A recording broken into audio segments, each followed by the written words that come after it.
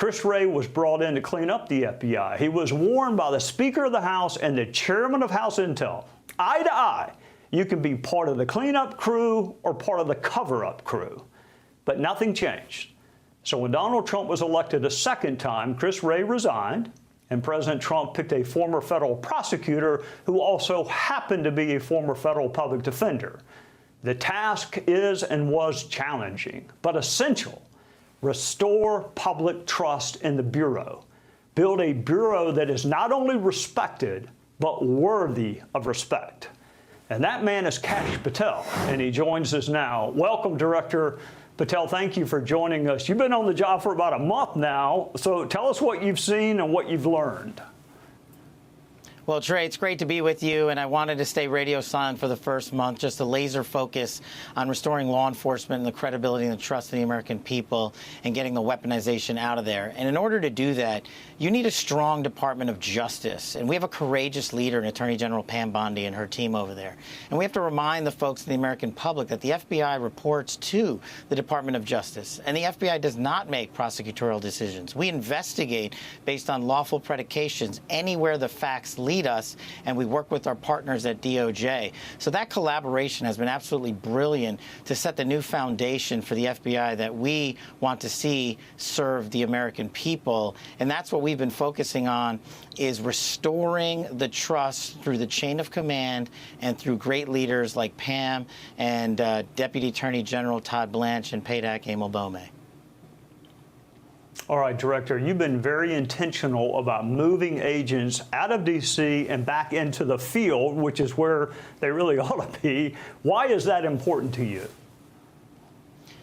Well, Trey, you know, this is my first media appearance since taking the job, and I'm glad that it's on your wonderful show. And what I want to do is highlight for the American public that there's 38,000 employees at the FBI. If you take the national capital region, as the folks around Washington, D.C. call it, the 50-mile radius around Washington, D.C., we have 11,000 employees for the FBI in that 50-mile radius, give or take. And a third of the crime does not happen in this region. A large portion of one of my priorities, fighting violent crime, crushing narco traffickers, stopping fentanyl overdoses, is happening in any town USA across this country. And they need resources in the form not just of money, but manpower. So we're going to reorient our assets in Washington. We're going to look at it strategically, as we've been doing the last month, and send our agents and analysts and SOS operatives into the field to take on this violent crime explosion that has occurred over these last 4 or 5 years, and to make sure that every state and every county, be it in my hometown of Las Vegas, Nevada, or up in Montana or in Kansas or Iowa or Maine, is all safe and secure. And the best way to do that is through a proper show of force with the FBI men and women who do this job so courageously every day out in the streets fighting crime. All right, Director, you have touched on my next question, but I want you to elaborate because I think it is central to your mission as you see it. The FBI has really broad jurisdiction. All criminal statutes are important to enforce, but your emphasis sounds to me like it's going to be on violent crime. It's definitely going to be a big emphasis. Look, Trey, you and I have been in government service before, and we overlapped in the House Intelligence Committee, where we exposed the largest corruption in FBI history during Russiagate, when you and I partnered there. And that formed the foundation of my ethos going forward. We have to change to the dynamic threat landscape that is changing constantly in not just America, but abroad. Back then, you know, CT and national security were up here, but now we see the narco traffickers and the gangs exploding in terms of violence in America, so we see that shift. And so we have to shift with that threat dynamic. We're not going to forget or ignore national security. Never. The consequential mission of the FBI is to safeguard our citizenry and our way of life and to investigate those that do harm to our citizenry.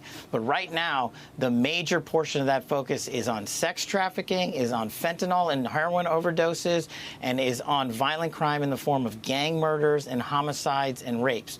Every 7 minutes in this country, Trey, an individual American citizen overdoses on a drug, a narcotic. Every 6.5 minutes, a woman or child is raped. And twice an hour, an individual in this country is lost because of a homicide. That is violent crime out of control. That is a national security crisis. So we are treating it as such under this administration with President Trump's priorities and Attorney General Bondi at the helm of the Department of Justice. I don't know how or why the American public in the world refused to acknowledge this explosion in violent crime and found it acceptable for children to be dying off at such a vast rate. Couple that with the explosion in illegal aliens, we are seeing the intersection between violent crime and so many of those illegals, and that's another priority that we're facilitating and assisting with, though that's not our primary mission. That's over with DHS. All right, Director, I want to ask you about something that I've known you a long time. You don't want to talk about, and that is yourself. But when you were nominated, I told folks that you would be a lot more fair to your critics than they ever were to you. But it's hard to forget what others have said and done. So how do you put that blindfold on and be fair even to those who were never fair to you? Well, Trey, as I tell everybody at the FBI when I walk in the building, I don't care what the media says about me. There's nothing they can tell me that I haven't heard.